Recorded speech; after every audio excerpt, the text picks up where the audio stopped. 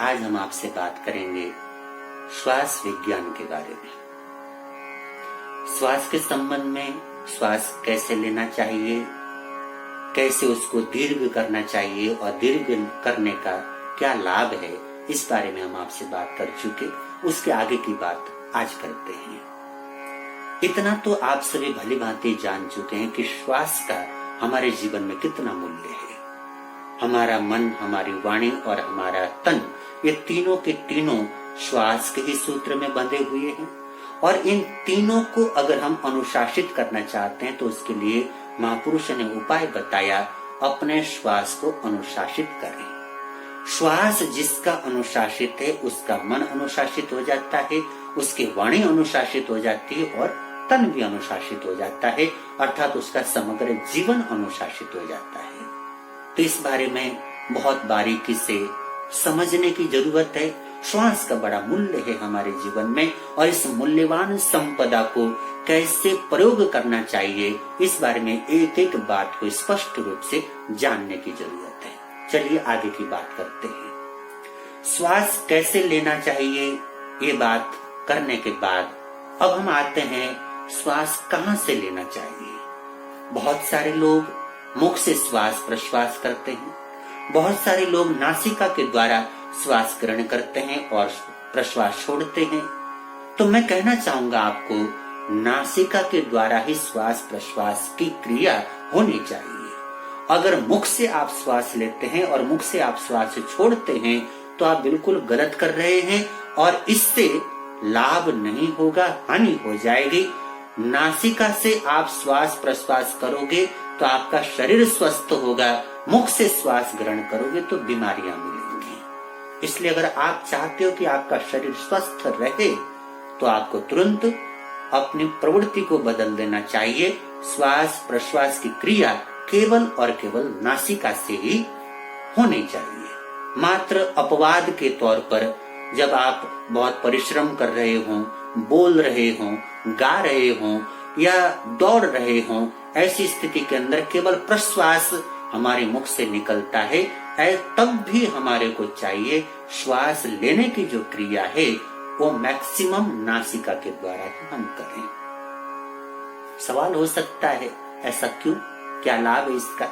मैं बताता हूँ। नासिका से जब आप श्वास लोगे तो पहला लाभ, आपके अंदर श्वास के साथ प्राणवायु, जिसे ऑक्सीजन बोलते हैं, वो जाएगा। और प्राणवायु की आवश्यकता हमारे पूरे जीवन के लिए कितनी अधिक होती है, ये बात आप लोग भली भांति जानते हैं। फिर ये उदाहरण के लिए एक छोटा सा एग्जाम्पल देता चलूं। एक दीपक जला लें, उस दीपक को आप कुकर के अंदर रख दें, ऊपर से ढक्कन लगा दें, 2 मिनट के बाद खोल लें, आपको दीपक बुझा हुआ मिलेगा। सोचो ऐसा क्यों हुआ? तेल भी था, बातें भी थी, सब था, फिर दीपक बुझा कैसे? एक ही जवाब है, ऑक्सीजन नहीं पहुंचा। क्योंकि हवा का सारा रास्ता बंद हो गया। ऑक्सीजन नहीं पहुंचता है तो दीपक मतलब अग्नि भी बिना ऑक्सीजन के जीवित नहीं रहती। तो हम लोग कैसे जीवित रहेंगे? हमारे जीवन का आधार ही प्राणवायु है और प्राणवायु की जो प्राप्ति अथवा पूर्ति होती है वो नासिका से, जो हम लोग श्वास लेते हैं उसके द्वारा प्राणवायु की पूर्ति होती है।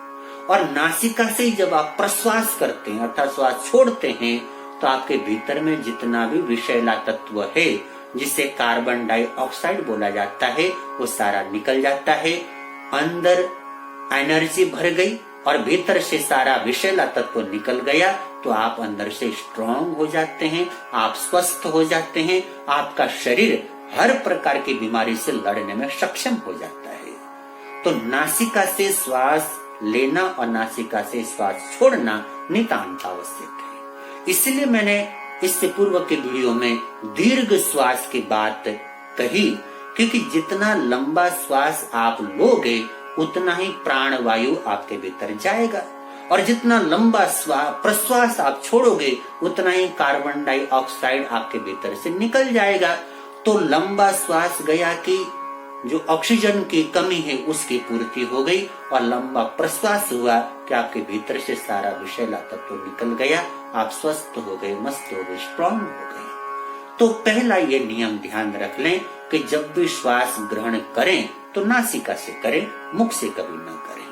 अब इसके साथ एक और बात, नासिका के दो द्वार हैं, एक बायां दूसरा दायां। बायां अर्थात लेफ्ट, दायां अर्थात राइट। बाएं द्वार को चंद्रस्वर और दाएं द्वार को सूर्यस्वर कह करके महर्षियों ने पुकारा है, शरीर शास्त्रियों ने पुकारा है। कुछ समय ऐसा होता है जब बाएं द्वार से अर्थात चंद्र स्वर से श्वास का आना जाना होता है। कुछ समय होता है जब दाएं द्वार से अर्थात सूर्य स्वर से श्वास प्रश्वास का क्रम चलता है। और कुछ समय ऐसा भी आता है जब एक साथ दोनों द्वारों से बराबर बराबर श्वास प्रश्वास का प्रवाह चलता है। बाईं तरफ से श्वास प्रश्वास हुआ तो चंद्र स्वर, दाईं तरफ से श्वास प्रश्वास हुआ तो सूर्य स्वर, और एक साथ दोनों द्वारों से श्वास प्रश्वास हुआ तो इसको कहते हैं सुषुम्ना स्वर। इनका क्या लाभ है, इनका क्या अर्थ है और इनका क्या महत्व है हमारे लिए, बताता हूं आपको। चंद्र स्वर का मतलब है ठंडा। आपके जीवन में जब जब शीतलता की जरूरत होती है, शांति की जरूरत होती है, तब तब आपका चंद्र स्वर सक्रिय हो जाता है। और जब जब आपके शरीर में उष्णता की जरूरत पड़े, गर्मी की जरूरत पड़े, तब तब आपका सूर्य स्वर सक्रिय हो जाता है। और जिस समय ये दोनों स्वर अपना स्थान परिवर्तन करते हैं, बदलते हैं, ऐसे बदलाव के समय में थोड़ी देर के लिए दोनों स्वर जब इक्वल होकर के चलते हैं, उसको कहते हैं सुषुम्ना स्वर। इन तीनों का अपना मूल्य और महत्व है। जिस समय आपका चंद्र स्वर चलता है, उस समय आपका दायां मस्तिष्क सक्रिय हो जाता है।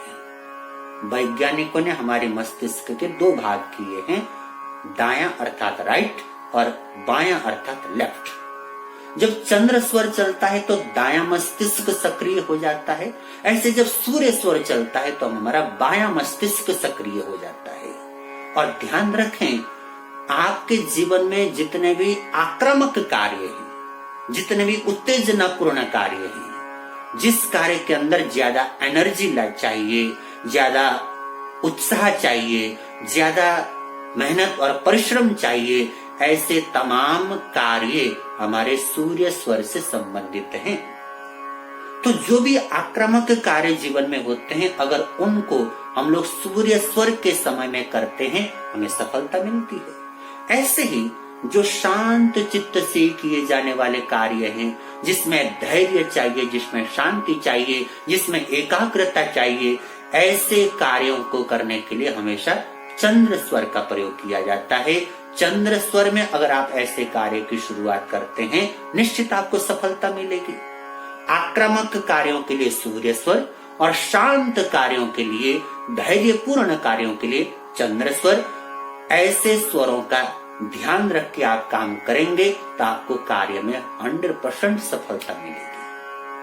इन दोनों का जब इक्वल टाइम होता है, जिसको सुषुम्ना स्वर बोलते हैं, दोनों नासिका द्वारों से एक साथ बराबर श्वास प्रश्वास का जब क्रम चलता है, उसको सुषुम्ना कहा गया है। पूछा गया कि सुषुम्ना में क्या करना चाहिए, तो महापुरुष कहते हैं सुषुम्ना स्वर के समय कोई सांसारिक कार्य नहीं करना चाहिए।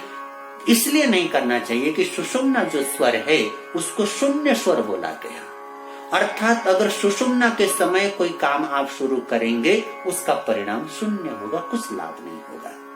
तो उस समय क्या करना चाहिए, तो महापुरुषों ने कहा उस समय वो जो टाइम है बड़ा महत्वपूर्ण टाइम है, जिस समय सुषुम्ना स्वर चलता है आपका, वो आपके लिए अपने अंतर्मुखी होने का द्वार है, स्वयं से परिचित होने का मौका है, अपने आत्मा के भीतर झांकने का अवसर है। और जिस व्यक्ति ने सुषुम्ना स्वर का प्रयोग करना शुरू कर दिया, वो अपने भीतर की ऊर्जा को मूल जो केंद्र है, शक्ति केंद्र, मूलाधार चक्र जिसे बोलते हैं, वहां से अपनी ऊर्जा को ले जाकर के सहस्रार चक्र जो मस्तिष्क का अग्रभाग है वहां पहुंचा देता, अर्थात अपने सारे जीवन के अंदर ऊर्जा का रूपांतरण कर देता है और जीवन में अचिंत्य लाभ उठा लेता है। ये सुषुम्ना स्वर का लाभ है। तो चंद्र स्वर में आप ऐसे काम करें जिसमें धैर्य की जरूरत है, जिसमें शांति की जरूरत है, और सूर्य स्वर में आप ऐसे काम करें जिसमें आक्रामकता है, जिसमें परिश्रम है, तब आपको सफलता मिलेगी। अब ये जांचोगे कैसे? तभी ना मालूम पड़ेगा जब आप दीर्घ श्वास का अभ्यास करोगे। आपका जितना दीर्घ श्वास का अभ्यास होगा उतना आपको मालूम पड़ेगा कि कब मेरा चंद्र स्वर चला और कब मेरा सूर्य स्वर चला और कब मेरा सुषुम्ना स्वर चला। जब तक हम दीर्घ श्वास का अच्छा खासा अभ्यास नहीं करेंगे तब तक इनका कुछ भी हमारे को मालूम नहीं पड़ता है। तो दीर्घ श्वास का प्रयोग ज्यादा से ज्यादा बढ़ाएं। इसके साथ जिस समय आपको ये मालूम पड़ेगा कि बायां चंद्र स्वर है, दायां सूर्य स्वर है, और इस समय मैं श्वास ले रहा हूँ, मेरा चंद्र स्वर सक्रिय है अथवा सूर्य स्वर सक्रिय है अथवा सुषुम्ना स्वर सक्रिय है, यहाँ तक की गति जिस समय आपकी हो जाएगी। ये केवल मैंने बोला और आपने जान लिया ऐसे नहीं, अपने अनुभव से जानना है। प्रयोग करते करते आपको पता चलना चाहिए, तब आप कहेंगे कि हाँ मैंने जाना। उसके बाद एक चीज और गौर करना कि आप जब श्वास ले रहे हो, चाहे आपका चंद्र स्वर चल रहा है, चाहे सूर्य चल रहा है, चाहे सुषुम्ना चल रहा है, जब आपके भीतर श्वास बाहर से आ रहा है तब उसका तापमान कैसा है, और जब आपके भीतर से प्रश्वास बाहर जाता है तब उसका तापमान कैसा है। दोनों का तापमान एक जैसा है या दोनों में कुछ अंतर है? इस पर गौर कीजिए। लाजिमी बात है, मैं बताता चलूं आपको कि बाहर के जगत से हमारे शरीर के भीतर का तापमान ज्यादा होता है, तो इसलिए निश्चित है कि बाहर से आने वाला जो श्वास होगा वो अपेक्षाकृत कुछ ठंडा होगा, और जितना हमारे भीतर से बाहर जाने वाला प्रश्वास होगा वो कुछ गर्म होगा। लेकिन ये ऐसे नहीं जानना है, इसका आपको बराबर बराबर बोध होना चाहिए। आपको मालूम पड़ना चाहिए कि बाहर से मैंने जो श्वास ग्रहण किया वो कुछ ठंडा है और भीतर से जो बाहर प्रश्वास गया वो कुछ गर्म है। यहाँ तक भी आपको मालूम पड़ना चाहिए। इसके बाद अगले स्टेप पर आप गौर करेंगे, बाहर से जब हम श्वास लेते हैं तो वो जो श्वास हमारे नासिका के द्वारा भीतर जाता है, सबसे पहले नासिका के कौन से हिस्से को छूता है, टकराता कहाँ है? नासिका के बाहरी छल्लों को छूता है, भीतरी दीवारों को छूता है, ऊपरी सतह को छूता है, या नासिका के निचले सतह को छूता है, या नासिका के अंदरूनी भाग को छूता है। सीधा आकर के कहीं ना कहीं तो बाहर से वो श्वास टकराएगा। कहाँ टकराता है, कहाँ स्पर्श करता है? श्वास के स्पर्श करने का स्पष्ट परिबोध आपको होना चाहिए। इसका भी भली भांति आप बोध प्राप्त करें। और इसी प्रकार अंदर से जब आपका प्रश्वास बाहर जाएगा तब आपका प्रश्वास कहाँ पर टकरा करके बाहर निकलता है? बाहरी छन्नों में टकराता है, अंदरूनी दीवारों में टकराता है, या ऊपरी निचली सतह पे टकराता है? कहाँ आपका प्रश्वास छू करके निकल रहा है? उसका भी बराबर बराबर आपको बोध होना चाहिए। ये श्वास के प्रत्येक घटक का अनुभव आपको हो जाए, ऐसा प्रयास करना होगा। और इन सब चीजों को जानने के लिए अधिक से अधिक समय आप दीर्घ श्वास का अभ्यास करें। जितना दीर्घ श्वास का अभ्यास आप कर पाएंगे उतना ही ये छोटी छोटी बातें आपको स्पष्ट रूप से मालूम पड़ने लगेंगी। और इतनी बातों को जानते जानते आप इस योग्य बन जाओगे कि अब आपका जो मन है वो आपके अनुशासन में रहना शुरू हो गया। श्वास पर जैसे जैसे आपका अनुशासन पक्का होता जाएगा वैसे वैसे मन के ऊपर भी आपका अनुशासन पक्का होता जाएगा। और मन एक बार आपके अनुशासन में आ गया तो बहुत बड़ी सफलता आपके हाथ लग गई। अब आप जीवन में व्यर्थ की प्रतिक्रिया से बच जाओगे। और व्यर्थ की प्रतिक्रिया से बच गए कि कर्म बंधन से बच गए। बहुत बार जो बात मैं कहता हूं कई बार लोगों को समझ में नहीं आती। मैं कहता हूं कि आप जब ध्यान में बैठे, सामायिक में बैठे, स्वाध्याय में बैठे, पूजा आराधना में बैठे, तब कम से कम जितनी देर के लिए आप उस अनुष्ठान में सम्मिलित हो रहे हैं, उतनी देर के लिए आप अपने शरीर की सेवा न करें। शरीर की सेवा न करें का अर्थ है आपके शरीर में कहीं खुजली हुई, आप न खुजाएं, कहीं दर्द हुआ, आप आसन न बदलें। शरीर ने कोई डिमांड की और आपने उसकी डिमांड अगर पूरी की तो शरीर की सेवा हो गई। कम से कम उतनी देर आप शरीर की कोई सेवा नहीं करेंगे, एकमात्र आत्मा की सेवा करेंगे, परमात्मा की सेवा करेंगे। जिस भी अनुष्ठान में आप बैठे हैं, उस अनुष्ठान के चलने तक आप अपने शरीर की कोई डिमांड पूरी नहीं करोगे। तब जाकर के आप अप्रतिक्रिया के जगत में जा सकोगे।